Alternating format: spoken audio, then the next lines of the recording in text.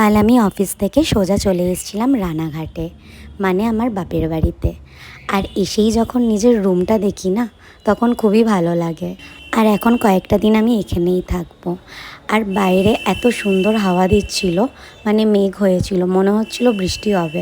Ultimately বৃষ্টিটা যদিও হয়েছিল, খুব ভালো লাগছিল ওয়েদারটা। আর এখানে আমি ওয়েদারটা উপভোগ করছিলাম, এত সুন্দর হাওয়া দিচ্ছিল। আর আমাদের ব্যালকনি থেকে হাওয়াটাও খুব সুন্দর আসে। মা নিয়ে এসছে আমার জন্য শরবত, আর মা বলছে যে আমার ভিডিওটা বানাস না, আমি ঘরে এইভাবে আছি। আর আমি বললাম তাতে কি হয়েছে, আমরা সবসময় কি ভালো ড্রেস পরে ভালো জিনিসই লোককে দেখাবো? তো কি হয়েছে, আমরা যেমন আছি সেইভাবেই সবাইকে রিপ্রেজেন্ট করব। এবার বৃষ্টিটাও শুরু হয়ে গেছে।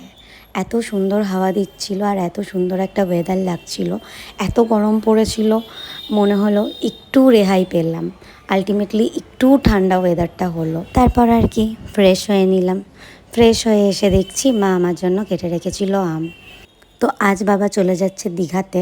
আমি তোমাদের কোনো একটা ভিডিওতে বলেছিলাম যে আমাদের হোটেল বিজনেস আছে দীঘাতে। তো মাঝে মাঝে বাবাকে ওখানেই থাকতে হয়, আমরাও যাই মাঝে মাঝে, ওখানে থাকি। তো দীঘা হচ্ছে আমাদের জন্য একটা সেকেন্ড হোম টাইপের। তো এখানে বাবাকে সি অফ করতে নেমেছিলাম।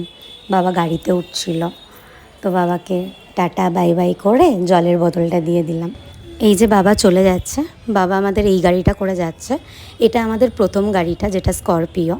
তো রিসেন্টলি আর একটাও কেনা হয়েছে, বাট এটারও মায়া ত্যাগ করতে পারিনি, তাই এটাও রেখে দিয়েছে। সো অনেকটাই রাত হয়ে গেছিলো, বসে পড়েছি খেতে।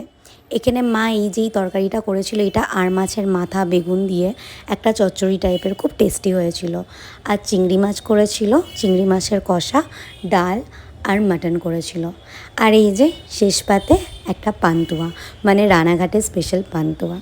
সো এটাই ছিল আজকের ভিডিও। টাটা, সবাই ভালো থেকো।